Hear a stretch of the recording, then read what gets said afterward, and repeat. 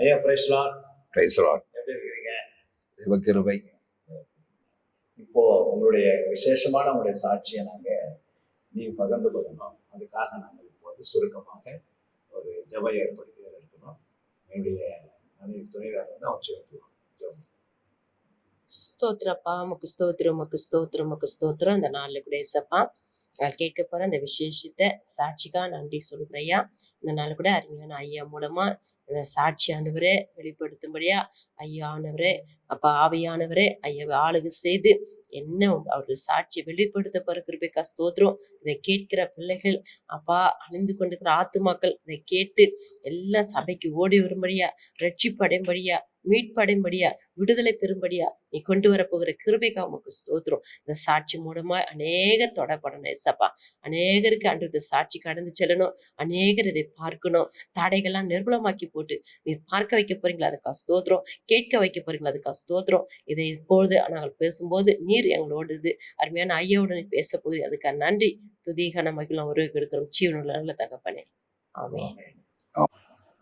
கர்த்தருடைய பரிசுத்த நாமத்திற்கு மகிமை உண்டாவதாக.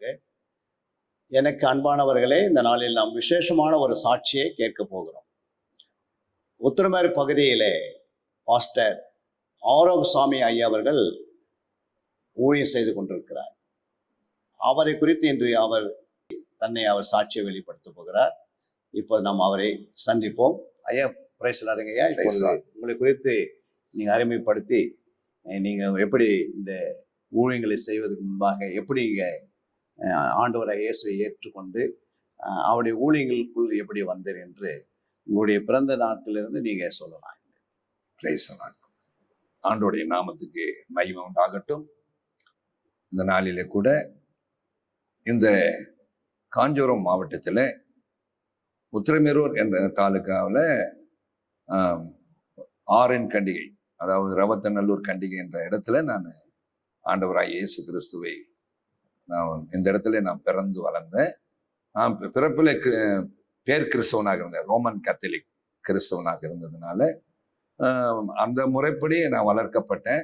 வைராக்கியமாக இருப்பேன். இந்த விக்கிரக ஆராதனைகள், மாதா பக்தி, அந்தோனியார், இன்னும் இந்த மாதிரி அந்த சிலை வணக்கத்திலே அதிகமாக நான் அதிலே பழக்கப்பட்டதுனால நான் 10வது வரைக்கும், அதாவது என்னுடைய 10th ஸ்டாண்டர்ட் வரைக்கும் கல்யாம்புண்டி என்ற இடத்துல ஹைஸ்கூலில் படித்தேன். அது படித்து ஒரு 10th நான் நின்றுட்டேன். அதுக்கப்புறம் சென்னை பக்கம் பட்டணத்தில் போய் ஏதாவது ஒரு வேலை பார்க்கணும்னு சொல்லிட்டு நான் போயிட்டேன். அப்படி போய் அந்த பகுதியிலே பல விதங்களிலே நான் வறுமை கோட்டிலே அடிபட்டு, என்ன தாய் இல்லை, அப்பாவும் வயசான காலத்தில் அவரும் ஏதோ ஒரு வேலை செய்து இருந்தார். அதனால நான் போய் சம்பாதித்து நான் ஒரு செட்டில் ஆகணுன்ட்டு வந்துட்டேன். அதுக்கு பிறகு கர்த்தருடைய கிருபையினாலே சென்னையில் ஒரு 5-6 வருஷம் கஷ்டப்பட்டேன். அதுக்கு பிறகு கோயம்புத்தூர் போனேன் மாமா இடத்துல. அங்கேயும் சரியான வேலை கிடைக்கல, அங்கேயும் கஷ்டப்பட்டேன். அதுக்கப்புறம் தேவ கிருபையினாலே என்னோட 24வது வயதுல எனக்கு ஒரு திருமணம் நடந்துச்சு. ஒரு இந்து பெண்ணை ரோமன் கத்தோலிக்க மதப்படி அவர்களை அதில் சேர்த்து, அதாவது மதம் ரட்சிப்புக்கு பதிலாக இந்துலிருந்து ஆர்சிக்கு மதம் மாற்றி அப்படி ஞானசாரம் எடுத்து திருமணம் நடந்தது. அதற்கு பிறகு கர்த்தருக்கு ஸ்தோத்திரம், சென்னை பட்டணத்திலே நாங்கள் போய் ஒரு பிரிண்டிங் பிரஸ் ஒன்று வைத்து, கிரேசி பிரிண்டர்ஸ்ன்னு சொல்லி என்னுடைய மூத்த மகளுடைய பேரை வைத்து அந்த ப்ரெஸ்ஸை ஆரம்பித்தோம். ஆண்டவருடைய கிருபினாலே அதில் ஹார்ட் ஒர்க் பண்ணி கொஞ்சம் மேலோட்டம் கொஞ்சம் கொஞ்சமாக நாங்கள் அந்த பகுதியில் வளர்ந்தோம். பட்டாபுரம் பக்கத்தில் அண்ணா நகர் என்ற இடத்துல ஒரு வீடு வாங்கி, சொந்தமாக வீடு வாங்கி அங்கேயே நாங்கள் அந்த தொழிலை நடத்தி கொண்டு வந்தோம். பிரிண்டிங் பிரஸ் ஒரு பக்கம், இங்கிலீஷ் மீடியம் ஸ்கூல் ஒன்றை அதே அண்ணா நகரில் ஆரம்பித்து எங்கள் மனைவி இங்கிலீஷ் மீடியம் ஸ்கூல் நடத்தினாங்க. நான் பிரிண்டிங் பிரஸ் அடித்து அந்த தொழில் செய்து நாங்கள் படிச்சுட்டு இருந்தோம். எனக்கு 2 பெண் பிள்ளைகள். மூத்த மகள் பேர் வந்து கிரேசி, சின்ன மகள் பேர் வந்து ரோசி. இந்த 2 பிள்ளைகளே நாங்கள் அங்கே இமாக்குலேட் அந்த செயின்ட் ஜோசப்ஸ் ஆவடியில் இருக்கிறதான Saint Joseph school English medium ஸ்கூலில் படிக்க வச்சுட்டு நாங்கள் அங்கேயே வாழ்ந்துட்டு இருந்தோம். அப்படி இருக்கும்போது கொஞ்ச நாள் கழித்து ஆவடியில் ஒரு இடம் வாங்கி அந்த இடத்துல ஒரு வீடு கட்டி அந்த வீட்டில் இருந்தபடியே பிரிண்டிங் ப்ரெஸ் நடத்திட்டு இருந்தோம். இதை சிட் பண்ணி இன்னும் கொஞ்சம் இம்ப்ரூவ்மெண்ட் பண்ணி நாங்கள் பண்ணியிருக்கோம். இப்படியாக சென்னையிலே நாங்கள் செட்டில் ஆகி அங்கேயும் ஒரு ஸ்கூல் வச்சிட்டோம். 2 ஸ்கூலு, 2 வீடு, ஒரு பிரிண்டிங் ப்ரெஸ் இதை வைத்து நாங்கள் தொழில் செய்து கொண்டிருந்தோம். தொழில் செய்து கொண்டிருக்கிற நேரத்தில் தான் என்னுடைய மகளுக்கு இப்போ நீங்க பிறப்பிலிருந்து உங்களுடைய திருமண காரியங்கள், பிள்ளை பெற்றெடுத்த காரியங்கள், பிள்ளைகளை படிக்க வச்ச காரியங்கள், அதெல்லாம் நீங்க சொன்னீங்க. அதுக்கு அடுத்தது இந்த இவ்வளவு நாள் நீங்க அந்த செய்யும் போது உங்களுக்கு இக்கட்டான காலங்கள் எதனா வந்ததா? ஆமா. இப்படி ஆவடியிலே நாங்கள் தொழில் செய்து கொண்டிருக்கும் போது என்னுடைய மூத்த மகள் கிரேசி, அவளுக்கு ஒரு பயங்கரமான ஒரு வியாதி, ஒரு சொல்லலாம் கக்குவான், இருமல், அப்புறம் வீசிங், அதுக்கப்புறம் அவளால் பேச முடியாது. அந்த அளவுக்கு அவள் ரொம்ப வீக்காக போயிட்டா. அந்த பொண்ணு பேரில் தான் நாங்கள் பிரிண்டிங் ப்ரெஸ்ஸு வச்சுருந்தோம். வீடு கூட கிரேஸ் வில்லா அப்படின்னு சொல்லிட்டு புதுசாக கட்டி வச்சுருந்தோம். அந்த பொண்ணு பேரில் தான் எனக்கு அவ்வளோ அன்பாக அதிகமாக பாசமாக இருந்தது. ஆக அந்த பிள்ளைக்கு அப்படிப்பட்ட ஒரு இது வரும்போது எங்களுக்கு ரொம்ப துக்கமாயிடுச்சு. அப்ப நீங்க டாக்டருங்கெல்லாம் போய் பார்த்தோம்? டாக்டருங்கள் எல்லாம் போய் பார்த்தோம். டாக்டருங்களாம் என்ன சொன்னாங்க உங்களுக்கு? டாக்டருங்கெல்லாம் என்னென்ன மெடிசனுக்கு அத்தனை மெடிசனும் கொடுத்தாங்க. ஆனா அந்த பிள்ளைக்கு சுகம் கிடைக்கல. வேற உங்களுக்கு சுகம் எப்படி ஆச்சு பிள்ளைகளுக்கு? அதற்கிடையில நான் பிரிண்டிங் பிரஸ் வைத்து நடத்தி கொண்டிருந்தேன் இல்லையா, அந்த பிரிண்டிங் பிரஸ்ஸுக்கு அநேக கிறிஸ்துவ ஊழியக்காரர்கள் நோட்டீஸ் கொடுக்க வருவாங்க. அந்த நோட்டீஸ் கொடுத்து பிரிண்ட் பண்ண சொல்லுவாங்க. நாங்கள் அந்த நற்செய்தி கூட்டங்கள்னும் போது எனக்கு இன்ட்ரெஸ்ட் இல்லை அவங்களுக்கு சர்வீஸ் பண்ணுறதுக்கு. ஏன்னா இவங்க வெளிநாட்டில் பணம் வாங்கிட்டு இங்கே சும்மா ரோட்டில் நின்றுக்குன்னு கத்திக்கின்னு கூச்சல் போட்டுட்டு இருப்பாங்க. பைபிளில் அறை வீட்டுக்குள்ளே பூட்டி கொண்டு நீங்கள் ஜெபம் பண்ணு அப்படின்னு சொல்லப்பட்டிருக்கு. எங்க எந்த பார்த்தாலும் அலியலியா அலியலியான்னு கத்தின்னு இருக்கிறாங்களே, இவங்க ஒரு இவங்களுடைய காரியங்கள் எங்களுக்கு ரோமன் கத்தோலிக்கல சொல்லி கொடுப்பாங்க. இவங்க கத்தின்னு கிடப்பாங்க, இவங்க லூஸ் ஆன ஆட்கள் அப்படின்னு. அதனால ஒரு இம்ப்ரெஷன் அவங்க மேல அவங்களுக்கு சரியான கொடுத்ததுனால உங்களுக்கு அவங்க மேல ஒரு வெறுப்பா இருந்தது. ஆனாலும் சரின்னு சொல்லிட்டு லேட் பண்ணி கொடுத்தேன் நோட்டீஸ். உடனே இன்னைக்கு வேணும்னு சொல்லுவாங்க, நாளைக்கு வேணும்னு சொல்லுவாங்க. மற்ற வேலைகள்லாம் முடிச்சுட்டு கால தாமதம் பண்ணி கொடுத்ததுனால அவங்க எனக்காக ஜெபம் பண்ண ஆரம்பிச்சிட்டாங்க. இவரை ரட்சிக்கணும் ஆண்டவரே, நம்ம உங்களுடைய ஊழியத்தை செய்யணும் ஆண்டவரே. ஏன்னா நீங்க தாமதம் பண்ணதுனால தான் அவங்களோட கடவுள் பேசி இருக்கிறார்.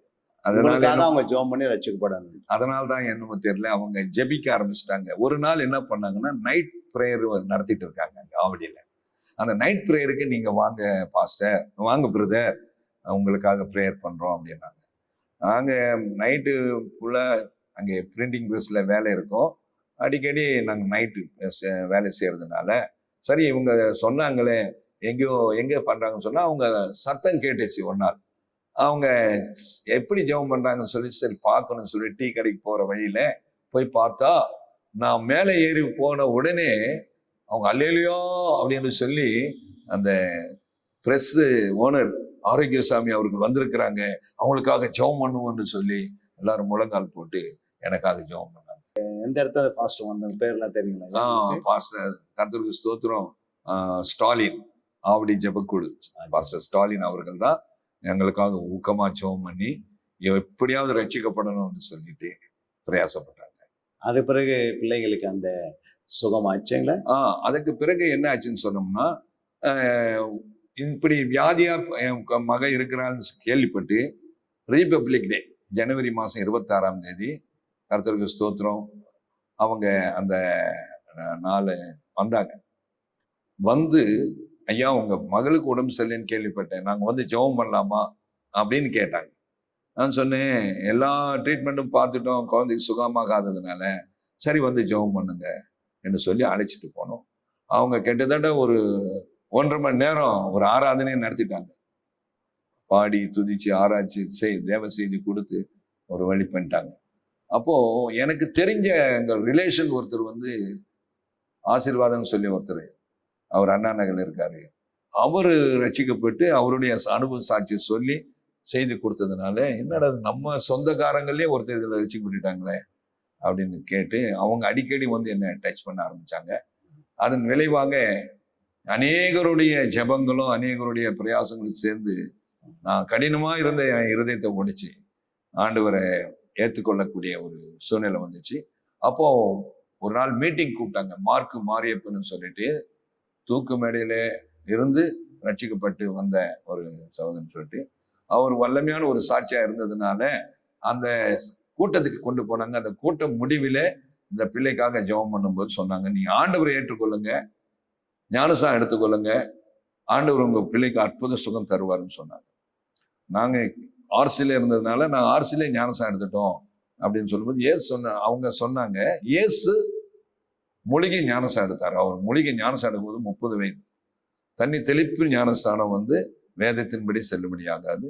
மூலிகை ஞானஸ்தானம் எடுத்தாதான் அந்த பாவங்கள் முழுக கழுவப்பட்டு நீங்க ரட்சிக்கப்பட்டதுக்கு அடையாளம்னு சொன்னதுனால நான் சுகமாகட்டும், குழந்தைக்கு சுகமாச்சுன்னா நாங்கள் ஞானஸ்தானம் எடுத்துக்கிறோம் அப்படின்னு சொல்லி ஒப்பு கொடுத்தோம்.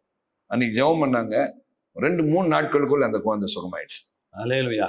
ஆமென். அதுக்கு பிறகுதான் நான் வந்து ஆண்டவருக்கு வாக்கு கொடுத்துட்டோம், தவறக்கூடாதுன்னு சொல்லி ஆலயத்துக்கு ஆவடியில் இருக்கக்கூடிய தாமஸ் ராஜ் பாஸ்டருடைய சபை. அந்த பிள்ளைக்கு நீங்க சுகமான பிறகு சுகமாகறதுக்கு முன்னாடி ஞானசாரம் எடுத்துட்டீங்க இல்ல? சுகம் பெற்றுக்கொண்டார். பெற்றுக்கொண்ட பிறகு நாங்க அதை விசுவாசித்து என்னை தேடி வந்தாங்க. சுகம் கிடைச்சதா அப்படின்னு அடுத்தது வந்து என்னை தேடி. மகளுக்கு வந்து ஃபர்ஸ்ட் சுகமாச்சு, சுகம் கிடைச்சு. அது பிறகு ஞானஸ்தானத்துக்காக அதுக்கு பிறகு நான் சபைக்கு போக ஆரம்பிச்சேன். சபையில போன பிறகு ஒரு 5 சண்டேஸ் போய் நல்ல விசுவாசத்தை குறித்து அறிஞ்சுக்கிட்டு கேள்வி மேலே கேள்வி கேட்டு இது எப்படி என்னன்னு சொல்லி அந்த இது எனக்கு பிடித்தமாகி நானும் என் மனைவியும் ஞானசாரம் எடுக்கிறதுக்கு ஒப்பு கொடுத்தோம். எனக்கு அன்பான தேவ பிள்ளைகளே, இந்த நாளில் கூட அருமையான பாஸ்டர் ஆரோக் சாமியாருடைய கடந்த நாட்களுடைய அவர்களுடைய சாட்சியை நாம் கேட்டோம். அவர் பிறந்து வளர்ந்து அவருக்கு திருமணமாகி 2 பிள்ளைகளை, பெண் பிள்ளைகளை பெற்றெடுத்து அந்த பெண் பிள்ளைகளில் பெரிய மகளுக்கு ஒரு பயங்கரமான கொடிய வியாதிகள் வந்ததுனால அதுலேருந்து வெளியே வருவதற்கு அவருக்கு என்ன செய்வதுன்னு அறியாமல் அநேக டாக்டர்களையும் அவர் மருத்துவர்களை போய் சந்தித்திருக்கிறாங்க. சந்தித்த பிறகும் அந்த வியாதி குணமாகவில்லை. ஏற்கனவே அவர் ஒரு ப்ரெஸ் வச்சிருந்ததுனால அந்த ப்ரெஸ்ஸில் அநேக பெந்தோவ சபை சார்ந்தவங்க வந்து அந்த ப்ரெஸ்ஸில் வந்து பிரிண்டிங்காக வருவாங்க. அவங்க கூட வரும்போது கூட அவங்களுக்கு அவர் வெறுப்பாக தான் இருப்பாருன்னு சொல்லி நம்ம கேட்டோம். இந்த நாளிலே அவர் கொடுத்த அந்த சாட்சியை நாம் பார்க்கும்போது பிள்ளைகளுக்கு அந்த வியாதிகள் வரும்போது அதை தாங்க முடியாத உத்தியோகஸ்தர்கள் வந்து அவருக்காக ஜெபம் பண்ணும் போது தான் அவருக்கு ரட்சிப்பு என்று அந்த வழிவாசல் திறந்தது. பிள்ளைக்கு பூரண குணமாக இருக்கிறது. அவர் ஆவடி ஏசியில ஞானஸ்தானம் எடுத்து இந்த நாளில் அவர் ஆவடி ஏசிய சபையில் போய் சேர்க்கப்பட்டார். இதுவரைக்கும் நாம் கேட்டோம். ஆண்டவர் நாம் மகிமைப்பட்டிருக்கிறது.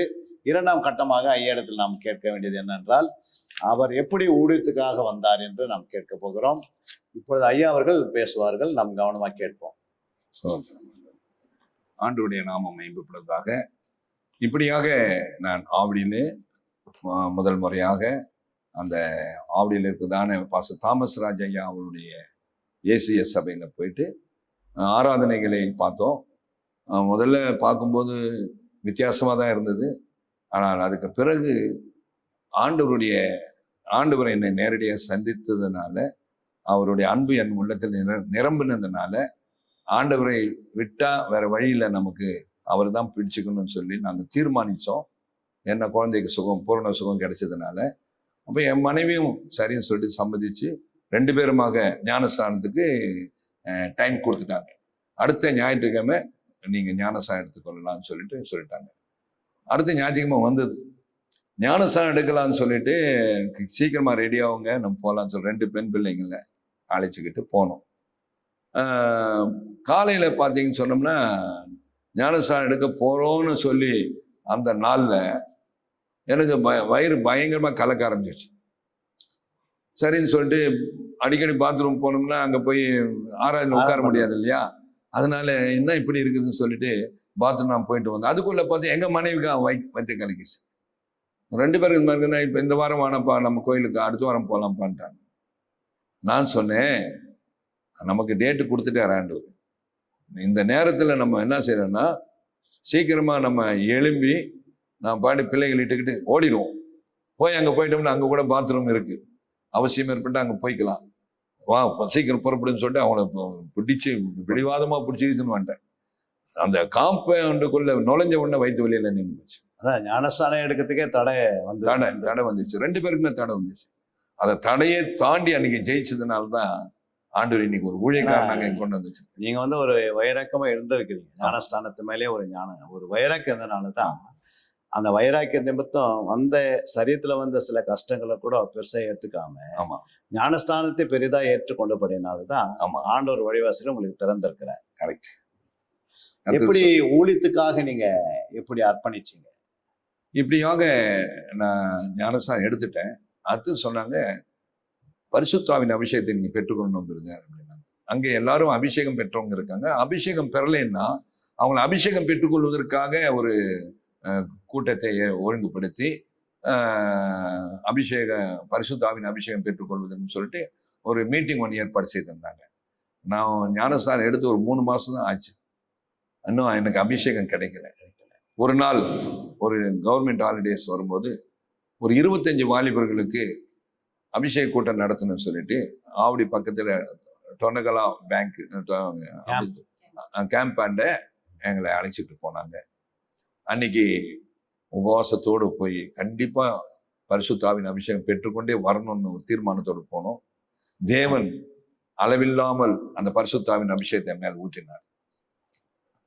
அந்த நாள்ல நான் போட்டிருந்த பேண்ட் கூட அந்த முழங்கால்ல நின்று அந்த தாட்பாய் மேல போகும்போது அப்படியே இதாயிடுச்சு, சில்லியா இதாயிடுச்சு. அந்த அளவுக்கு ரொம்ப நேரம் முழங்கால்ல நின்று ஆண்டவருடைய அபிஷேகத்தை நான் பெற்றுக்கொண்டேன். அதாவது விசேஷமாக பரிசுத்தாவினர் பெற்றுக்கொள்வதற்கு அந்த டொனகல் கேம்புக்கு போக வேண்டி இருந்தது. அங்க குழுக்களாக நீங்க குழுவாக சேர்ந்து ஜெபிச்சோம். அப்போ பாஸ்டர் யார் வந்திருந்தாங்க அங்க? Pastor Chellaiah pastor, Thomas Raj அவங்க ஐயா. Pastor Thomas Raj plus Chellaiah pastor 2 பேரும் வந்திருந்தாங்க. அன்னைக்கு நடத்தி இருக்கிறாங்க உங்களுக்கு. ஆமா. அப்ப 25 பேர்ல எத்தனை பேர் அபிஷேகம் பண்ணணும்? ஃபர்ஸ்ட் ஒரு செட்டு அபிஷேகம் பெற்றாங்க. அதுக்கப்புறம் ஈவினிங் கிட்டத்தட்ட வந்தவங்களும் முக்காவாசி அபிஷேகம் பெற்றுக்கொண்டாங்க, எல்லாமே பெற்றுக்கினாங்க. ஓகேங்க. இப்போ நீங்க ஊழியத்துக்காக இந்த அதுக்கப்புறம் அந்த அபிஷேகம் பெற்றுக்கொண்டு நான் வீட்டுக்கு வந்தேன். ரொம்ப சந்தோஷமாயி போச்சு. அந்த சந்தோஷத்தோடு என் மனைவி கிட்ட சொல்றேன், அம்மா எனக்கு அபிஷேகத்தை கர்த்தர் கொடுத்துட்டாரு, ரொம்ப சந்தோஷமா இருக்குன்னு சொன்னேன். அப்ப எனக்கு இல்லையே, உங்களுக்கு மாத்திரம் ஆண்டவர் கொடுத்துட்டாரு, எனக்கு எங்க அப்படின்னு கேட்குறாங்க. நான் சொன்னேன், மத்தியானம் அங்கே பிரியாணி கொடுத்தாங்க, அந்த மாதிரி இருந்தால் கூட எடுத்துன்னு வந்து கொடுக்கலாம், அபிஷேகத்தை எப்படி கொண்டாந்து கொடுக்குறது, நீ முழங்கால் போடு. என் தலைமையில கை வச்சு அவங்க ஜெபம் பண்ணாங்க. அதே மாதிரி நானும் பண்றேன், ஆண்டவர் உங்களுக்கு தருவார் அப்படின்னு. என்ன தாகத்தோடு கேட்குறாங்க. சரின்னு சொல்லி அவங்களும் குழந்த மாதிரி முழங்கால் போட்டாங்க. நான் 2 கை வச்சு ஆண்டவரை எனக்கு கொடுத்த அதே அபிஷேகத்தை உங்களுக்கு தாங்க மாட்டேங்க, உடனே தம்முன்னு குதிக்க ஆரம்பிச்சிட்டாங்க. தரிசனம், தீர்க்க தரிசனம், அபிஷேகம், வரங்கள் எல்லாமே கிடைச்சிட்டோம் ஒரே நாள்ல.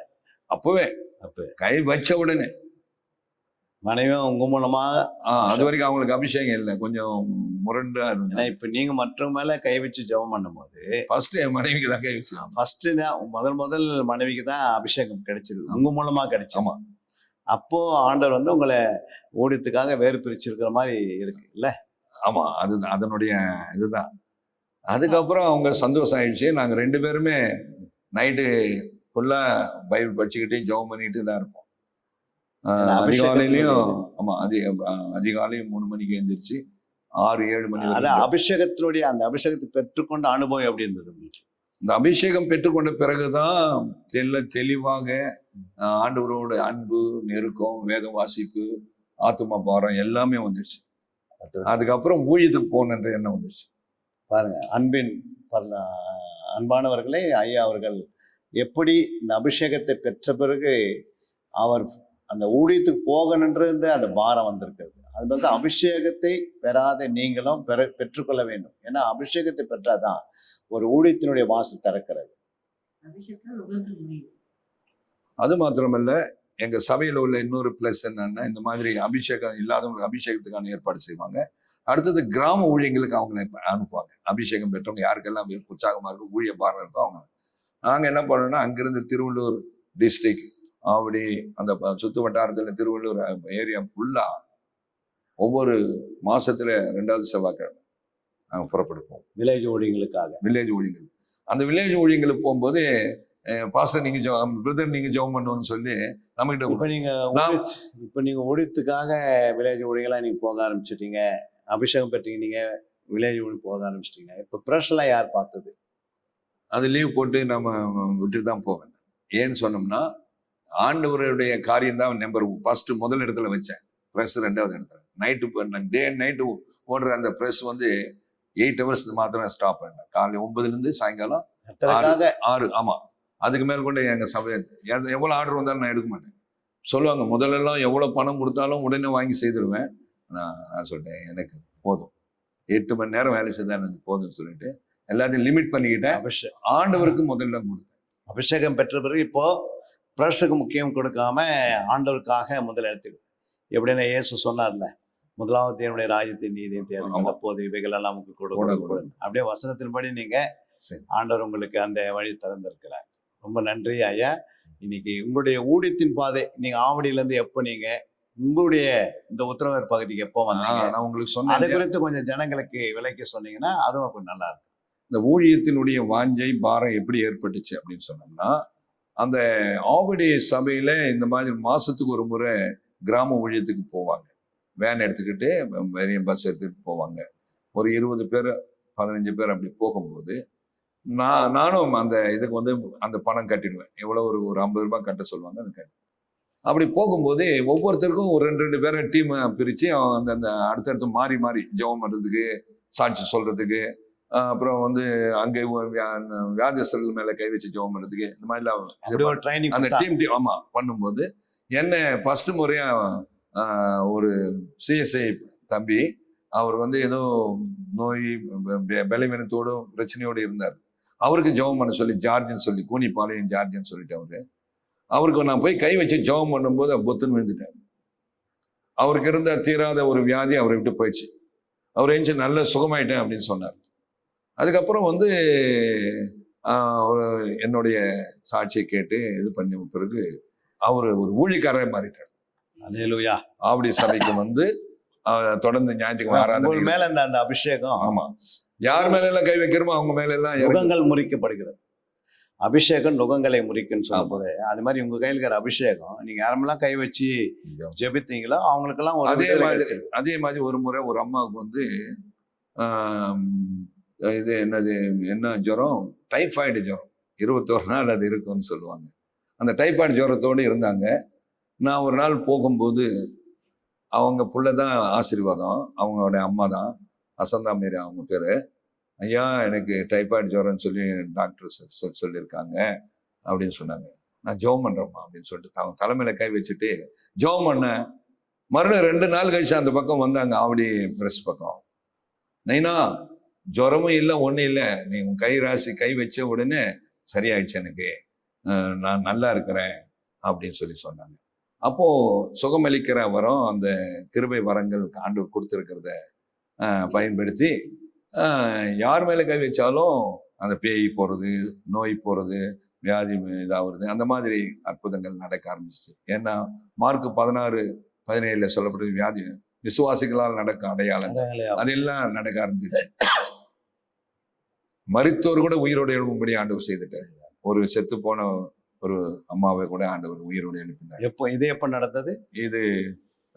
இந்த ஊழியத்துல வந்து 97 சர்ச்சை, இந்த சர்ச்சை கட்டி முடிச்ச ஒரு 6 மாசம். ஆனா நீங்க ஆவடியில இருந்து இங்க எப்போ வந்தீங்க, எந்த வருஷத்துல வந்தீங்க? ஆவடியிலிருந்து நான் வந்தது 91 ஊழியத்துக்கு வந்துட்டேன். அப்ப அந்த ரட்சிக்கப்பட்டது எந்த வருஷம்? 87 ரட்சிக்கப்பட்டு 3 வருஷம் தான் ஐயாவுடைய சபையில் இருந்தேன். 90 ஒப்பு கொடுத்துட்டேன். 91 நீங்க பிரஸ் எல்லாம் எப்படி அங்க பிரஸ் விட்டுட்டு வந்தீங்களா? ஆளுகளை விட்டுட்டு வந்துட்டு இருந்தேன். அதுக்கப்புறம் ஒரு குறிப்பிட்ட நாள் வந்த பிறகு அந்த பிரஸ்ஸை வித்துட்டேன், வீடையும் வித்துட்டேன். அது கிடைக்கிற வருமானத்தை எடுத்துன்னு வந்துட்டு இந்த இடத்துல இடம் வாங்கி சபைகளை கட்ட ஆரம்பிச்சிட்டேன். இங்க வந்து 97 இந்த ஆலயத்தை கட்டினீங்க. 96 ஜூன் மாசம் இங்க கட்டி. ஃபர்ஸ்ட் திரும்ப பெரிய ஆலயத்தை கட்டினீங்களா இல்லை ஒரு குடிசை மாதிரி போட்டீங்களா எப்படி? இல்ல, இதே இடத்துல தான் இந்த ஆலயத்தை அப்படி டைரக்டா நேரடியாவே ஆண்டவர் நேரடியாவே இடம் வாங்கி 300 ரூபாய் கையில வச்சிருந்தேன். அதை வச்சு இந்த ஆலயத்தை கட்டி ஆரம்பத்துல 300 ரூபாய் கையில 300 ரூபாய் வச்சு ஆரம்பிச்சுங்க. 1996 ஆண்டு. 90. நான் ஆரம்பிச்சது 95, முடிச்சது 96. 96 ஒரு வருஷத்துல சர்ச்சு கட்டி முடிச்சிட்டு. யார் இதை வந்து பிரதிஷ்டை பண்ணது பாஸ்டர் சாம் சுந்தரம் ஐயா. அந்த சாம் சுந்தரம் ஐயா வந்தாங்க, தாமஸ் ராஜ் பாஸ்டர் ஐயா வந்தாங்க. பெரிய சபையிலேருந்து 25 பேர் வேன்ல வண்டியில வந்தாங்க. எல்லாரும் ஊழியக்காரங்கள்லாம் வந்து இதை பிரதிஷ்டை பண்ணாங்க. அப்போ பிரதிஷ்டை பண்ணும்போது ஐயா பார்த்தாரு, எப்படி இந்த இவ்வளோ பெரிய ஆலயத்தை இந்த இடத்துல கட்டினாரு பிரதரு அப்படின்னு சொல்லி தாமஸ் ராஜ் ஐயா கிட்ட கேட்கும்போது அவர் சொன்னாரு, ஐயா அவரது சொந்தமான வீடு, பிரிண்டிங் ப்ரெஸ்ஸு எல்லாத்தையும் வித்துட்டு அதை எடுத்துன்னு வந்துட்டு அப்படியே போட்டு கட்டினாரு. ஓ அப்படின்னு சொல்லிட்டு அவர் சந்தோஷப்பட்டாரு. அப்புறம் உள்ளே வந்த பிறகு ஊழியத்தின் நிமித்தம் நான் சொன்னேன், ஒரு 750 ரூபாய் மாதம் காணிக்க கொடுத்துன்னு இருந்தாங்க எனக்கு. நான் சொன்னேன், ஐயா பெரிய ஐயா மெயின் சபையிலேருந்து. அப்போ நான் சொன்னேன், ஐயா எனக்கு இப்போ இனிமே எனக்கு காணிக்க வேண்டாம், வேற யாராவது ஊழியக்காரங்களுக்கு நீ கொடுங்க, நான் விசுவாசத்துல நிற்கிறேன். ஏன்னா ஆண்டவர் இவ்வளவு பெரிய சபை கட்டுவதற்கு உதவி செய்தாரு. நான் உங்ககிட்ட 750 ரூபாய் வாங்கி மீதியும் ஆண்டவர்கிட்ட தான் கேட்கணும். அதுக்கு பதிலாக மொத்தமாவே நான் ஆண்டவரிடத்துல கேட்டு வாங்கிக்கிறேன். வேற 750 ரூபாய் மாத்திரம் உங்ககிட்ட கேட்டு மீதி வந்து பத்தாததுக்கு ஆண்டவங்க ஒரே விசுவாசத்திலே ஆண்டவர் அது உடனே தட்டி கொடுத்து உங்க விசுவாசத்தை உங்களுடைய சபையை ஆண்டவர் வந்து இந்த ஊழியத்தை இன்று முதல் கொண்டு அபரிவிதமா ஆசிரிப்பாருன்னு சொல்லிட்டு. இப்போ பிரதிஷ்டெல்லாம் முடிஞ்சது. பிரதிஷ்டம் முடிஞ்ச பிறகு அதுக்கு பிறகு நீங்க எத்தனை சபைகளை ஸ்தாபித்தீங்க இந்த பகுதியில? இது வரைக்கும் 96 ஆண்டிலிருந்து இந்த 2024 ஆண்டு வரைக்கும் இது குறித்து நம்ம கொஞ்ச நேரம் பார்த்து, எனக்கு அன்பான நேயர்களே, நீங்கள் இவ்வளவு நேரமாக நீங்க ஐயா அவர்கள் கொடுத்த சாட்சி கேட்டீங்க. அவருடைய ஊழியத்தின் பாதையில அவர் எப்படி ரட்சிக்கப்பட்டார், எப்படி அபிஷேகம் பண்ணப்பட்டார், அதுக்கு பிறகு எப்படி இந்த உத்தரமேறு பகுதிக்கு வந்து எப்படி இந்த ஆலயத்தை கட்டி நிறைவேற்றுவது குறித்து தெளிவாக இன்று நம்ம அவருடைய வாயின் மூலமாக அவர் பேசின காரியங்கள் நாம் கவனமாக கேட்டோம். மறுபடியும் அவர் அநேக சபைகளை ஸ்தாபித்திருக்கிறது குறித்து அவர் நமக்கு சொல்வார்கள். மறுபடியும் அவரே நாம் கேட்டோம். மறுபடியும் ஐயா நீங்க பல சபைகளை கட்டின்னு சொல்லியிருக்கிறாங்க. இது வரைக்கும் ஒரு 6 சபைகள் இருக்குன்னு சொன்னீங்க. 6 ஆலயம் கட்டி இருக்கிறீங்க 6 பகுதியில. ஆண்டவரை வந்து உங்களை இப்படியெல்லாம் உயர்த்தி இருக்குது, ரொம்ப சந்தோஷமா இருக்கிறது. இதுல நீங்க இதை செய்வதற்கு உங்களோட எவ்வளவு ஆத்துமாக்கள் கர்த்தர் கொடுத்திருக்கிறாரு, சபைகளை எப்படி ஸ்தாபித்தீங்க, அதை குறித்து கொஞ்சம் சொல்லுங்க. நீங்க கர்த்தருடைய பெரிதான கிருபையினாலே 1990 ஆண்டு முழு நேர ஊழியத்துக்கு ஒப்பு கொடுத்தேன். 91 நான் ரட்சிக்கப்பட்டது 1987 ஜூன் மாதம் 7ஆம் தேதி.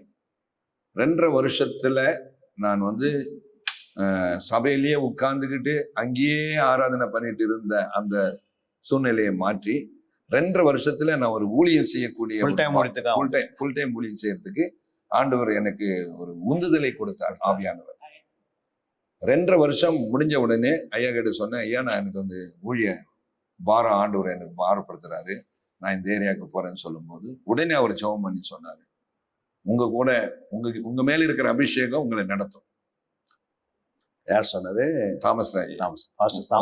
உங்களுடைய அபிஷேகம் எனக்கு தெரியும், உங்க மேல இருக்கிற அந்த அபிஷேகமே உங்களை வந்து நடத்தும். நீங்க ஒன்னும் பயப்பட தேவையில்லை, நீங்க தாராளமா போலாம். எல்லாம் சொல்லிதான் வந்து நீங்க ஆலயத்தை கட்டி ஆத்துமாக்கள் ஆதாயப்படுத்தி இருக்கிறீங்க, பிளஸ் குடும்பத்தையும் பார்த்துருக்கிறீங்க. பிறகு இந்த பகுதியில் உங்க சொந்த ஊராகிய உத்தரமேறு பகுதியிலே நீங்க ஊழியத்தை செய்ய ஆரம்பிச்சது ஒரு பெரிய பாக்கியம் தான். ஏன்னா சொந்த ஊர்ல ஊழியம் செய்து ரொம்ப கடினம்னு சொல்லுவாங்க. ஆனா நீங்க சொந்த ஊர்லயே ஊழியம் செய்து வந்து பெரிய பாக்கியம். அது கடினமான காரியம் தான், அதையும் சொல்றேன். 1991 ஆண்டு முதல் கூட்டத்தை ஓப்பன் மீட்டிங் அந்த ஆரன் கட்டிங் என்ற இடத்துல மையா தான் ஒரு 40 சென்ட் இடத்த வாங்கி கொடுத்தாரு ஆலயத்துக்கு. ஐயா சொன்னாரு, நீ நாங்கள் இடத்த வாங்கி கொடுக்குறேன், நீங்க வந்து சபையை கட்டிக்கிடுங்கன்னு சொன்னார். அப்போது 5000 ரூபாய் அந்த இடம். 5000 ரூபாய்க்கு அந்த இடத்த அவர் வாங்கி கொடுத்தாரு. நாங்க அதை மேல சபை கட்ட ஆரம்பிச்சோம். ஐயா சொன்ன மாதிரி முதல் கூட்டம் நடத்த வேண்டும் என்று சொல்லி ஆவடியிலிருந்து சில சகோதரர்கள் என்னோட வந்தார்கள். நோட்டீஸ் அடிச்சு எல்லாருக்கும் கொடுத்துட்டு வந்தோம். ஒரு சகோதரர் ஞானசேகர் சொன்னாரு, ஐயா அந்த ஃபாதர் கிட்ட போய் கொடுத்து நோட்டீஸ் கொடுத்து நீங்க கூப்பிடுங்க அப்படின்னாரு. ஃபாதர் கிட்ட போய் நான் அந்த நோட்டீஸ் கொடுத்து இந்த மாதிரி மீட்டிங் நடக்குமான்னு சொன்னேன். அவர் என்ன பண்ணிட்டாருன்னா ஊரை கூட்டிட்டார். மணி அடிச்சு, இந்த வெந்தவசக்காரங்க வந்துட்டாங்க இந்த ஊரு, இந்த வெந்தவசக்காரங்களை இந்த ஊர்ல சேர்த்தேன்னா ஊர் கெட்டு போயிடும் அப்படின்னு அந்த ஃபாதர் சொல்றாரு. ஆமா சொல்லி அதை எப்படியாவது தடுத்து நிறுத்தணும். என்னை கூப்பிட்டாங்க. ஊர்ல மணி அடிச்சு எல்லாரையும் சேர்த்துட்டாங்க. சேர்த்துட்டு பாருப்பா, இங்கெல்லாம் நீங்க கூட்டம் நடத்தக்கூடாது, இது ரோமன் கத்தோலிக்க சபைகள் இருக்கிற இடத்துல நீ மத மாற்றம் அது இதெல்லாம் இங்க பண்ணாத, நீ போய் வேற எங்கேயாவது பண்ணிக்கோ அப்படின்னு சொல்லி யார் சொன்னது? ஃபாதர் சொன்னாங்க. நான் சொன்னேன், நான் ஆண்டவராய் இயேசு கிறிஸ்துவை சுவிசேஷத்தை தான் நான் சொல்ல வந்திருக்கிறேன், உங்களுக்கு சொல்லலை. ஆனா என்னுடைய ஜனம் நரகத்துக்கு போகக்கூடாது, என் ஜனம் நான் பெற்றுக்கொண்ட சந்தோஷத்தை அவங்கள பெறணும். நான் பிறந்து வளர்ந்த ஊர், நீங்க எங்கிருந்தும் வர்றீங்க, ஒரு 6 மாசமோ 1 வருஷமா இருந்துட்டு போயிடுவீங்க. ஆனால் நான் இந்த பிறந்து வளர்ந்த ஊருக்குன்னு ஆண்டவர் என்னை கொண்டு வந்திருக்கிறாரு. ஆகவே ஆண்டவர் என்ன செய்ய சித்தம் வச்சிருக்காரோ அது என் மூலமா அவர் செய்யட்டும். அதுக்காக நான் உயிரை கூட கொடுக்கறதுக்கு தயாரா இருக்கிறேன். கோதுமை மணியானது நிலத்தில விழுந்து சாகாவிட்டால் தனித்திருக்கும், செத்ததானால் மிகுந்த பலனை கொடுக்கும். ஆகவே நான் என் ஜனத்துக்காக நான் வந்திருக்கேன். ரத்தம் சிந்த அப்ப சொன்னேன்னா, இந்த ஜனங்க வந்து உன்னை அடிச்சு கொண்டுடுவாங்க, அந்த அளவுக்கு ஆவேசமா இருக்கிறாங்க, நான் தான் தடுத்து நிறுத்தி வச்சிருக்கேன், அதனால நீங்க வீணா அடிபட்டு சாகாதீங்க அப்படின்னு என்கிட்ட சொன்னாங்க. நான் சொன்னேன், ரத்தம் சிந்துவதுக்கு நான் ரெடியா இருக்கேன். நீங்க உங்க வாயை திறந்து தைரியமா சொன்னதை நான் என்னுடைய உயிரை கொடுப்பது கூட நான் பெருசா பொருட்டா எடுக்க மாட்டேன், என் ஜனத்துக்காக. அப்ப ஜனங்களுக்காக உயிரை கொடுக்குன்னு சொல்லும் போது இது ஒரு பெரிய சாட்சி தான், உங்களுடைய சாட்சி. ஆண்டவர் உங்களுக்கு அந்த அபிஷேகம் உங்களை இவ்வளவு பெரிய வார்த்தையை பேச வைத்தது. அப்புறம் அந்த மீட்டிங் நடந்ததுங்களா? ஆமா, மிரட்டினாங்க, அங்க நடத்தக்கூடாதுன்னு சொன்னாங்க. நான் சொன்னேன், நான் என் ஜனத்துக்காக நான் இருக்கிறேன், உங்க ஊர்ல நான் நடத்தலை, இது நான் எனக்கு சொந்தமா இடம் கொடுத்து காசு கொடுத்து வாங்கி பண்ணியிருக்கிற அந்த நிலத்தில் தான், லேண்ட்ல தான் நடத்த போறேன். அதை நடத்தக்கூடாதுங்கிறதுக்காக ஜனங்களை கண்ட்ரோல் பண்ணி யாரும் வரக்கூடாதுன்னு ஃபாதர் ரெடி பண்ணி வச்சிருந்தாரு. ஆனாலும் 2 நாட்கள் அந்த கூட்டத்தை நடத்துவதற்கு உதவி செய்தார். அதுக்கு வர கரண்ட் எல்லாம் தடை செய்துட்டாங்க, ஆட்களை தடை செய்துட்டாங்க, அங்க வந்து இது பண்ணக்கூடாதுன்னு சொன்னாங்க. அப்போ கூட வந்து எல்லாருக்கும் ஒரு சோர்வாய் போச்சு.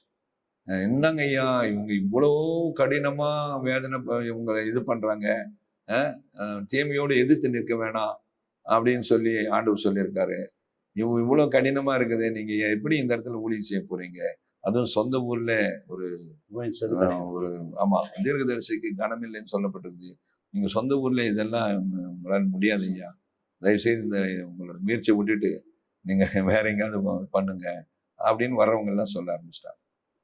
நான் முழங்கால் பண்ணிட்டேன், தரிசனம் கொடுத்தது நீங்க தான் ஆண்டவரே, தரிசனம் கொடுத்தவர் நீர் தானே, ஆகவே இந்த தரிசனம் நீ கொடுத்திருப்பீரானால் ஆண்டவரே இந்த ஊழியத்தை நான் செய்யறதா வேண்டாமா அப்படின்னு சொல்லி அந்த ராத்திரி கண்ணீர் விட்டு அழுது ஜெபம் பண்ணும்போது ஆண்டவர் எனக்கு உணர்த்தினார், இவங்க உங்களை கனஈனப்படுத்தி இருக்கலாம், உன்னை அடிச்சிருக்கலாம், உன்னை பல விதத்தில் இல்லாத போல சொல்லியிருக்கலாம், என் நிமித்தம் சுவிசேஷ நிமித்தம் உங்களை நிந்தித்து தூஷித்து இல்லாத போல சொல்லுவாரான்னு நீங்கள் பாக்கியவான், சந்தோஷப்பட்டு கலிக்கும் பரலோகத்தில் மிகுந்த சந்தோஷம் உண்டாயிருக்குன்னு சொன்னது போல, பலன் உண்டாயிருக்குன்னு சொன்னது போல நான் உனக்கு வச்சிருக்கிறேன்னு சொல்லி ஆண்டவர் நம்ம ஒரு கிரீடத்தை தலைமையில கொண்டு தரிசனத்தை கொண்டாந்து கொடுத்து கையில வந்து ஒரு குத்து விளக்கு 7 அகல் கொண்ட குத்து விளக்கு கையில கொடுத்து இன்னொரு கையில வந்து பட்டயத்தை ஆவியின் வல்ல அதிகாரம் பரிசுத்தாவியான தோல் மேல வந்து எனக்கு காண்பிச்சு கொடுத்தார். இதை நான் உன்னை கனம் பண்ணியிருக்கிறேன் அப்படின்னு சொன்னார். அது எனக்கு தைரியம் வந்துச்சு, தெளிவு வந்துச்சு. அந்த கூட்டத்தை நடத்தி முடிக்க உதவி செய்தார்.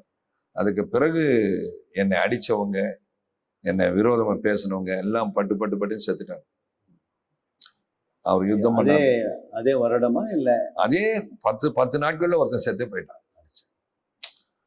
அப்ப அந்த அன்னைக்கு ஊர்ல வந்து பேசிட்டாங்க. என்னை அடிச்சு இந்த மாதிரி எல்லாம் பண்ண அன்னைக்கு ராத்திரியே ஒருத்தன் மேல மாடியில இருந்து கீழே விழுந்து குத்துயிரும் கொலையுமா தூக்கிட்டு போனான். அப்போ ஊர்ல இருக்கிறவங்க என்ன சொல்லியிருந்தாங்க? ஊர்ல இருக்கிறவங்க என்ன சொன்னாங்கன்னு சொன்னோம்னா, ஐயோ அவனை மேல கை வச்சவங்க யாரும் உயிரோடு இல்லை, அவன் ஒரு தீர்க்கதரிசி, வேத சாட்சி, அவங்கள வேத சாட்சி, அவங்க கூட ஆண்டவர் இருக்கிறாரு, அவனை மாத்திரம் யாரும் கை நீட்டி தொடாதீங்க.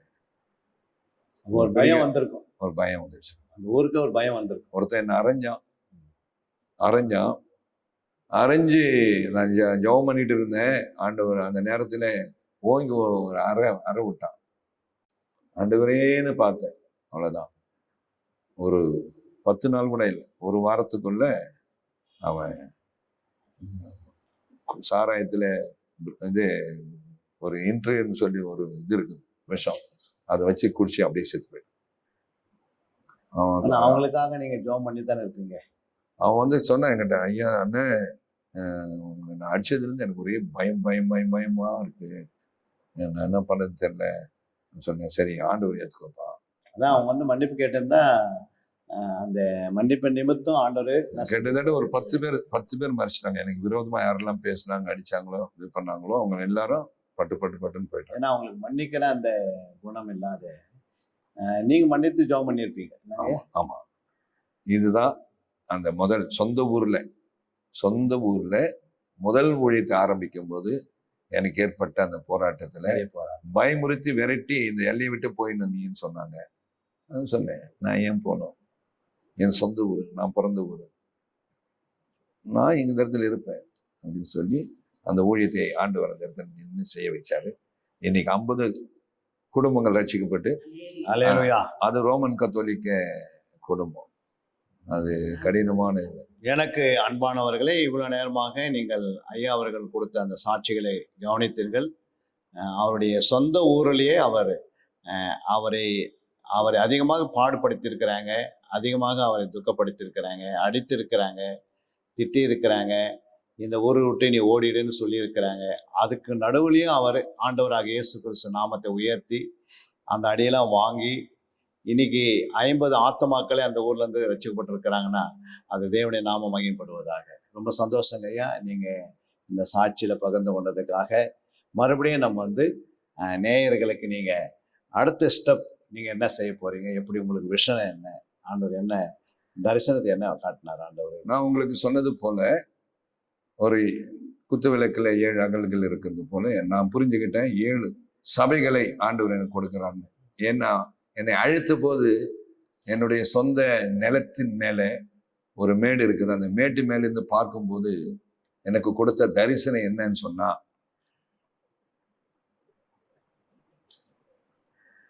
கரண்ட் கம்பங்கள், மின்சார மின் கம்பங்கள், அதை நோண்டி, அதாவது பள்ளம் தோண்டி அதை அந்த கம்பங்களை நட்டு அதிலிருந்து மின்சாரம் வயர்களை இணைத்து நான் அந்த லைட்டுகளை எரிய வைக்கக்கூடிய ஒரு வேலையை என் கையில கொடுத்திருக்காங்க.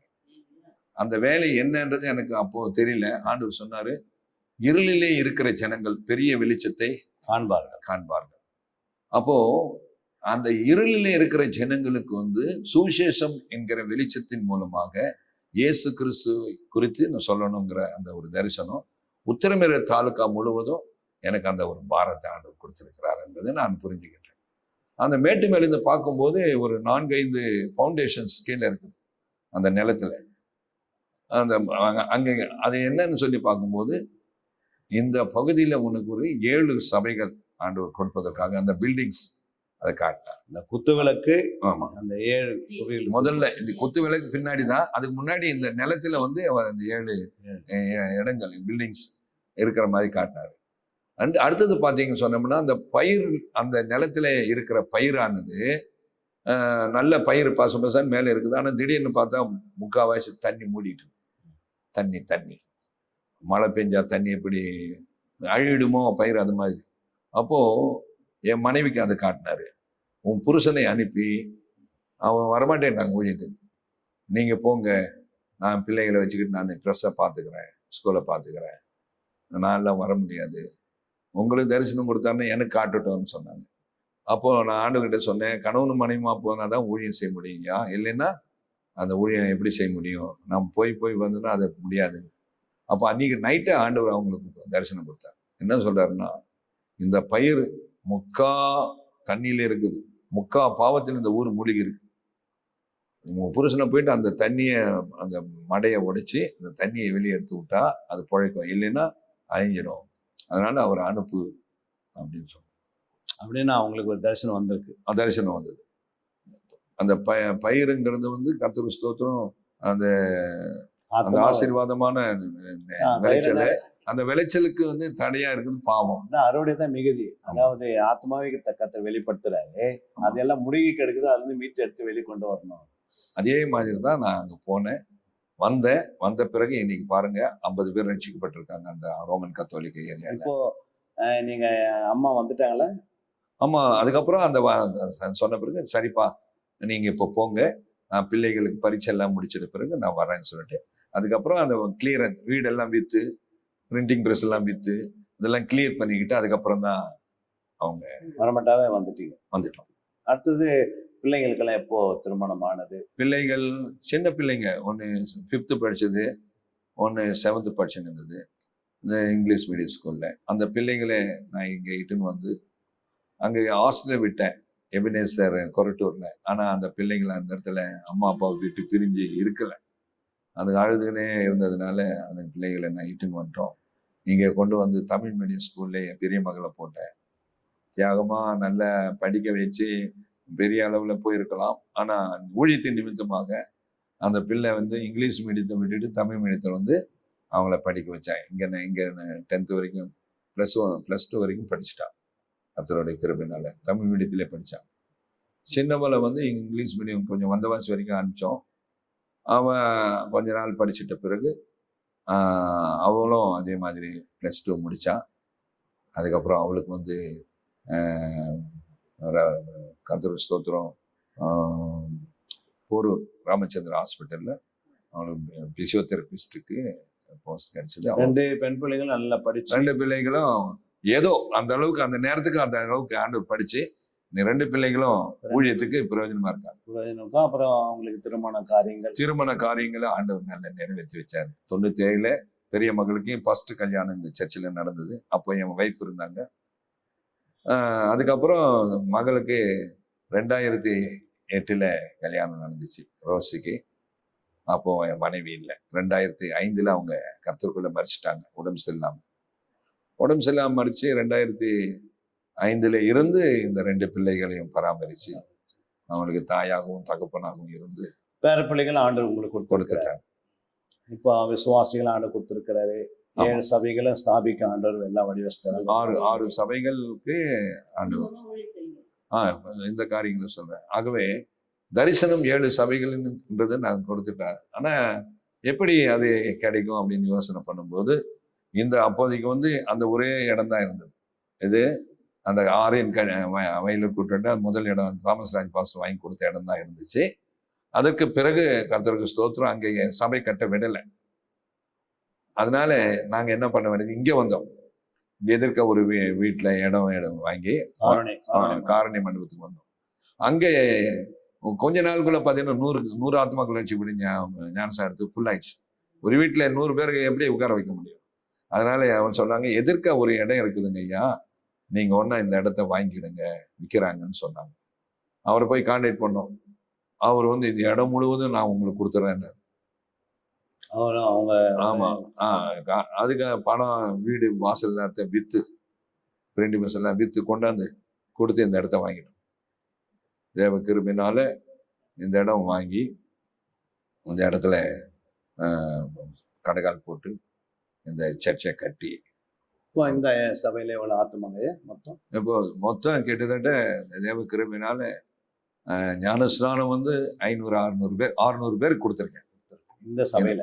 மொத்தமே இந்த ஆத்துலயும் இந்த இதுலயும் இந்த ஞானஸ்நான தொட்டிலையும் இந்த எதிர்க்க இருக்கக்கூடிய ஒரு குளம் இருக்கு, அதில் தான் கொடுத்துருக்கேன். 600 பேர்களுக்கு அந்த தேவ கிருபையினால இந்த ஏரியால இதுவரைக்கும் ஞானஸ்தானம் கொடுத்திருக்கிறேன்.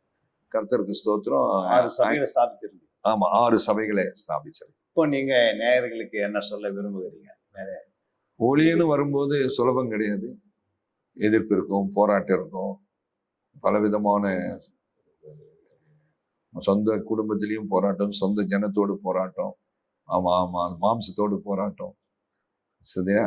ஊழியமாவே பாடுகளோட இருக்கு. பாடுகளும் போராட்டங்களும் இருக்கும். ஆனா ஆண்டவர் என்ன சொல்றாருன்னா, உலகத்திலே உங்களுக்கு உபத்திரம் உண்டு, ஆனாலும் திடன் கொள்ளுங்கள், நான் உலகத்தை ஜெயித்தேன். அந்த வசனத்தை தான் நான் வச்சுக்கிட்டேன். ஆண்டவரே, நீர் ஜெயிச்சது எப்படியோ அதே மாதிரி நீ எனக்குள்ள ஆவியா இருக்கிறீங்க, பரிசுத்த ஆவியானவர் எனக்குள்ள இருக்கிறீங்க. அப்போ நான் எப்படி தோத்து போயிடுவேன்? உன் பிள்ளை நீ எனக்குள்ள இல்லைன்னா நான் நிச்சயமா தோத்துருவேன். ஆகவே நீ எங்களுக்குள்ள இருக்கிறதுனால நிச்சயமா நானும் ஜெயிப்பேன் என்று சொல்லி ஒவ்வொரு வேலையிலும் ஒவ்வொரு ஊழியத்திலும் 25 முறை ஆக்சிடென்ட் ஆயிருக்கேன். ஒவ்வொரு ஆலயம் கட்டும் போதும் 25 ரத்தம் சேர்ந்து தான் கட்டியிருக்கேன். அந்த 6 ஆலயங்களையும் இந்த பாடுகள் அதிகமா அதுவும் இந்த இடம் விக்கிரகங்கள் கோட்டைகள் அதிகமா இருக்கிற இடத்துல ஆட்கள் ஊழியம் செய்யக்கூடியவங்க குறைவா இருக்கிறாங்க. அந்த வல்லமை, அந்த அபிஷேகம், அந்த இவ்வளவு போராட்டத்துக்கு மத்தியில நீங்க இவ்வளவு ஆயத்தமாக்களை ஆதைப்படுத்தி அவங்கள சபைகளை ஸ்தாபிக்கும்படி கர்த்தர் உங்களை தெரிந்து கொண்ட நிமித்தமே என்னன்னா, கர்த்தர் உங்களை வேறுபடுத்தி இங்க கொண்டு வந்த நோக்கமே இப்படி சொந்த ஊர்ல வைரகமா ஊழியம் செய்யணும். சொந்த ஊர்லயே இந்த பகுதியில ஆண்டவர் இந்த ஏரியால சொந்த கிராமம், இதை சுற்றி 135 கிராமம் இருக்கு. 135 கிராமத்துக்கும் சுவிசேஷ அறிவிச்சு கைப்பிரதிகளை கொடுத்து நடந்து திரிஞ்சு மூலமா எத்தனை ஊழியர்கள் உருவாக்கப்பட்டாங்க. என் மூலமா நான் கர்த்தருக்கு ஸ்தோத்திரம், எனக்கு 12 சீசர்களை ஆண்டவர் கொடுத்துட்டாரு. 12 பேர் இன்னைக்கு ஊழியத்துல இருக்கிறாங்க. அந்த மாதிரிதான் இயேசுநாதரை போலதான் நானும் நினைச்சுக்கிறேன். ஏன்னா அவர் செய்த ஊழியம் இல்லையா, நானும் ஊழியத்துக்கு வந்தது 33 வயசுலதான். 30 அவர் ஊழியத்தை முடிக்கிறாரு, அந்த நேரத்துல நான் ஊழியத்துக்கு வரேன். எனக்கு அன்பானவர்களே, இந்த நாளில கூட நாம் பாஸ்டர் ஆரோசாமி ஐயா அவர்கள் கொடுத்த சாட்சிகளை நாம் கேட்டோம். மிக்க மகிழ்ச்சி. ஆண்டவருடைய நாம் மகிமைப்பட்டிருக்கிறது. 6 சபைகளை ஸ்தாபிக்கும்படியாகவும் தன்னுடைய இந்த பகுதியில் 12 ஊழியர்களை அவர் சீசர்களாக உருவாக்கி அவங்க இந்த காலகட்டத்தில் ஊழியத்தில் இருக்கிறாங்க. அது மட்டுமல்ல, அவருக்கு 2 பெண் பிள்ளைகள், 2 மருமகன் பேர பிள்ளைகள் இருக்கிறாங்க. அது மட்டுமல்ல, அவருக்கு இன்னும் கர்த்தர் ஆயுசு நாட்களில் கூட்டி தரும்படியாக உங்க ஜபத்துல தாங்குங்க. இன்னும் ஐயா அவர்கள் ஓடை உழைக்க வேண்டும். ஏன்னா தாயார் அவங்க மறிச்சிட்டாங்கன்னு சொல்லிட்டு இருக்கு. மறுபடியும் அவங்க விடலை. 2 பிள்ளைகளும் அவங்களுக்கு உதவியா இருக்கிறாங்க. அதனால இந்த நாளில் நாம் கேட்ட சாட்சி நிமித்தம் ஐயா அவர்கள் நம்ம உங்களுக்காகவும் ஜெபிக்க போகிறார். நீ கண்களை மூடி நாம் ஒரு நிமிடம் ஐயா அவர்கள் நம்ம எல்லாருக்காக ஜெபிக்க போகிறார். தேவனுடைய ராஜ்யம் கட்டப்படுவதாக ஜெபம் பண்ணுங்க. எங்களை அன்பாய் நேசிக்கிற எங்கள் பரிசுத்தமுள்ள எங்கள் பரலோக பிதாவே, ஆசீர்வதிக்கப்பட்டதான கர்த்தாவே, இந்த நல்ல நேரத்திற்காக நாங்கள் உம்மை துதிக்கிறோம், ஸ்தோத்திரிக்கிறோம். ஆண்டவரே, உம்முடைய நாமத்துக்கு மகிமையாக ஒரு சாட்சியாக இந்த நேரத்தில் ஆண்டவரே இதன் மூலமாய் ஆண்டவரே சாட்சி கொடுக்கும்படி நீர் செய்த மகா பெரிய கிருபையை நினைத்து உங்களுக்கு நன்றி செலுத்துகிறோம். இந்த சாட்சி மூலமாக ஆண்டவரே அநேக ஆண்டவர் ஊழியர்கள், விசுவாச மக்கள் ஆண்டவரே அவர்கள் இதை கேட்கும்போது அவருடைய ஆத்துமாக்கள் உயிர்ப்பிக்கப்படணும். அவர்களுக்குள்ளாய் ஒரு உற்சாகத்தை கர்த்தர் தரணும். ஆண்டவரே, இந்த கடைசி காலத்திலே நாங்கள் வந்திருக்கிறோம். ஆண்டவரே, கடைசி நாட்களிலே இப்படியாய் வைராக்கியமாய் எழுந்து வாலிபர்கள் ஊழியங்களை செய்ய வேண்டும் என்பதற்கு ஆண்டவரே அப்பா, அதற்காக நான் அதிகமாய் ஆண்டவரே ஜெபிக்கிறேன் சுவாமி. ஆண்டவரே, இந்த உலகத்திலே இருக்கிற எல்லா வேலையை பார்க்கிறோம், உங்க வேலைதான்ப்பா, ஊழியம்தான்ப்பா மிகவும் சிறந்தது. அதுதான் ஆண்டவரே ஆசீர்வாதமானது. அப்பா, இந்த உலகத்தில் இருக்கிற எல்லாவற்றையும் நாங்கள் சம்பாதிச்சாலும் ஆத்துமாக்களை ஆண்டவரே அப்பா சம்பாதிக்கிறது தான் பெரிய ஆசீர்வாதமானது. ஆகவே ஒருவன் இந்த உலகம் முழுவதும் தனது சொந்தமாக்கி கொண்டாலும் தன் ஆத்துமாவை நஷ்டப்படுத்தினால் அதனால் அவனுக்கு என்ன லாபம் என்று சொல்லப்பட்டிருக்கு. ஆகவே எனக்கு கொடுத்த எல்லா ஆண்டவரை வீடு, வாசல், பிரிண்டிங் பிரஸ் எல்லாத்தையும் விற்று கொண்டு வந்து இந்த ஊழியங்களுக்கு போட்டு ஆண்டவரே இதன் மூலமாய் கர்த்தாவே ஆண்டவரே பல ஆயிரக்கணக்கான ஆத்துமாக்கள் உம்முடைய ராஜ்யத்துக்கு வர வேண்டும் என்ற ஒரு பாரத்தோடு வாஞ்சியோடு இந்த இடத்துல ஊழியம் செய்வதற்கு ஆண்டவரே கிருபை பாராட்டி மட்டும் நடத்தி வருகிற தயவுக்காய் ஸ்தோத்திரம். ஆண்டவரே இதை கேட்கிற இதை பார்க்கிற ஒவ்வொருவரையும் கர்த்தர் நீர் ஆசீர்வதிங்க. ஒவ்வொரு ஊழியக்காரர்களுக்கு கர்த்தாவே ஸ்தோத்திரம்ப்பா, நல்ல ஒரு அபிஷேகத்தை கொடுத்து கிருபையை கொடுத்து வைராக்கியத்தை கொடுத்து உமக்காக சோர்ந்து போய் இருக்கிற அநேகர் உண்டு ஆண்டவரே. ஆண்டவர் தங்கள் ஊழியத்தை நிறுத்தி விடலாமா, அதை மேற்கொண்டு தொடரலாமா என்ற கேள்விக்குறியோடு இருக்கிற ஊழியர்கள் உண்டு ஆண்டவரே. இன்னும் ஆண்டவரே பொருளாதாரத்திலே ஆண்டவரே பணம் தசமாம் காணிக்கல் இல்லையே, ஆத்துமாக்கள் இல்லையே என்று வருத்தப்படுகிறவர்கள் இருப்பார்கள் ஆண்டவரே. ஆனால் ஆண்டவரே ஒவ்வொரு நாளும் நாங்கள் ஜெபித்து உம்முடைய திருமுகத்தை மாத்திரம் நோக்கி பார்த்து எல்லாவற்றுக்காகவும் ஸ்தோத்திரம் பண்ணி ஆண்டவரே கர்த்தருக்கு உடைய வாக்குத்தத்தத்தை பிடித்து கொண்டு கர்த்தாவே ஆண்டவரே முன்னேறி செல்ல ஒவ்வொருவருக்கும் வேண்டிய கிருபைகளை கர்த்தர் நீ தந்தருள்கிறார். ஆண்டவரே ஒவ்வொரு ஆண்டவரே ஸ்தோத்திரம் ஊழியக்காரர்கள் ஒவ்வொரு விசுவாச குடும்பங்களையும் கர்த்தர் நீ தனித்தனியா பேரான் குடும்பமா தொட்டு ஆசை உமக்கு நன்றி செலுத்துகிறோம் ஆண்டவரே. நீ மட்டுமாய் கர்த்தாவே இந்த மூலமாய் கர்த்தாவே உங்களுடைய நாமம் மகிமைப்படும்படியாக உங்களுடைய கரங்களில் ஒப்புடுத்தி ஜெபிக்கும் இயேசு கிறிஸ்துவின் நாமத்தில். ஆண்டவரே இந்த ப்ரோக்ராம் எடுத்த ஆண்டவரே தேவ சகாய ஐயா அவர்களையும் சாந்தி ஜோதி அவர்களையும் நீர் ஆசிரியர் அவருடைய ஊழியங்களையும் ஆசிரியர் கர்த்தர் நீ பெரிய காரியம் சீக்கிரமாய் வரப்போகிற ஆண்டவரே உங்களுடைய வருகைக்கு முன்பாக ஆண்டவரே இன்னும் நாங்கள் தொடர்ந்து ஆண்டவரே கடைசி மூச்சு இருக்கிற வரைக்கும் ஓடி உழைத்து இன்னும் அநேக ஆயிரங்கள் உங்களுடைய ராஜ்யத்துக்குள்ள சேர்க்க எங்களுக்கு வேண்டிய கிருபையைத்தால் ஆசீர்வதி இயேசு கிறிஸ்துவின் நாமத்தில் வேண்டிக் கொள்கிறோம் ஜீவனுள்ள எங்கள் பரலோக பிதாவே, ஆமென். ரொம்ப நன்றிங்க ஐயா. எங்களுடைய அழைப்புக்கு நீங்க நேரத்தை கொடுத்து ஆண்டவர் நாமத்தை பிரஸ்தாபடுத்தும்படி வந்ததுக்கு உங்களுக்காகவும் உங்களுடைய குடும்பத்தை யாவருக்கும் எங்கள் குடும்பத்தின் சார்பாக ஊழியத்தின் சார்பாக நன்றியை தெரிவித்துக் கொள்கிறேன். நன்றிங்க.